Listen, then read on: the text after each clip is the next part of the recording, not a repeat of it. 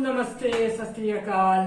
मैं एनान अहमद हिंदुस्तानी अब तक से आज मैं आपके सामने इंटरनेशनल न्यूज़ लेके आया हूँ। और यहाँ पे सबसे पहली जो इंटरनेशनल न्यूज़ में दो खबरें हैं, आज की बहुत बड़ी खबरें। सबसे पहले आती है हमारे हिंदुस्तान के दिल्ली से ही, जो कि बताया जा रहा है कि दिल्ली में, जहाँ हरियाणा और पंजाब के बहुत सारे किसान दिल्ली में आके आज एकजुट हुए हैं और वो सरकार की जो बिल सरकार ने पास किया है किसानों के हित में बताया जा रहा है, उसके वो विरोध में पूरी तरीके से दिल्ली को घेर लिया गया है। और जिसपे कुछ दिन पहले पीएम मोदी ने भी बोला है कि ये जो बिल आया है वो किसानों के हित को देखते हुए हैं और किसानों के अपलिफ्टमेंट के लिए है और किसानों का इससे उद्धार होगा।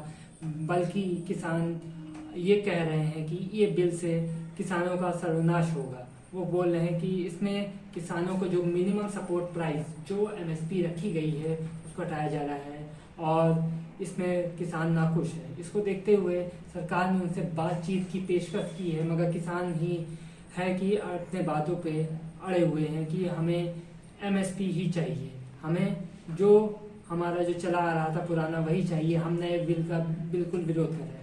अब आते हुए समय में हमको ये देखना है कि इस बिल का विरोध जो कि किसान कर रहे हैं उसको कैसे सरकार टैकल करेगी और इसको कैसे इसका सॉल्यूशन निकालेगी कि ताकि किसान अपने हित के लिए जो उन्होंने लड़ाई कर रहे हैं उनमें वो कामयाबी ले सकें और किसानों का जितना भी बाइकआउट विरोध हो रहा है या उनको कहा जा रहा है कि नहीं किसान जो है समझ नहीं पा रहे हैं, जितनी ये सारी न्यूज़ें चल रही हैं, ये सब न्यूज़ पे पूर्ण विराम लगाया जा सके। और सरकार को चाहिए भी किसानों की बातें सुने और अगर कोई भी उनका आक्रोश हो रहा है, कुछ भी, वो इस बिल के खिलाफ जो भी उनकी बातें हैं उसको सुने और इस बिल को दोबारा से या फिर लाया जाए या इसका सॉल्यूशन निकाला जाए।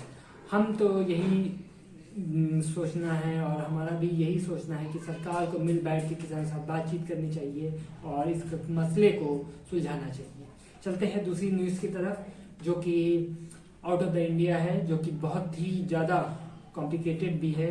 खासतौर से ये ईरान के हवाले से ली गई हुई है, क्योंकि 2 दिन पहले फकीरज़ादे जो ईरान के साइंटिस्ट थे, न्यूक्लियर प्लांट के जो मेन साइंटिस्ट थे, इनको हमला करके मार दिया गया था और ईरान ने उसका इल्ज़ाम लगाया है इजराइल पे और अमेरिका पे कि इन दोनों के ने ही ये फकीरज़ादे की जो है मौत की वजह है और इन्हें दोनों ने ही इनको मारा है।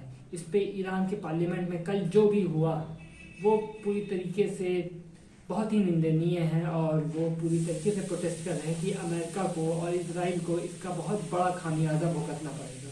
उन्होंने खुले अल्फाज में अपने पार्लियामेंट में ये चीज़ें बोली हैं और सारे पार्लियामेंट्री जितने भी एमपीज़ हैं उनका यही पक्ष है कि अमेरिका को जवाब दिया जाए।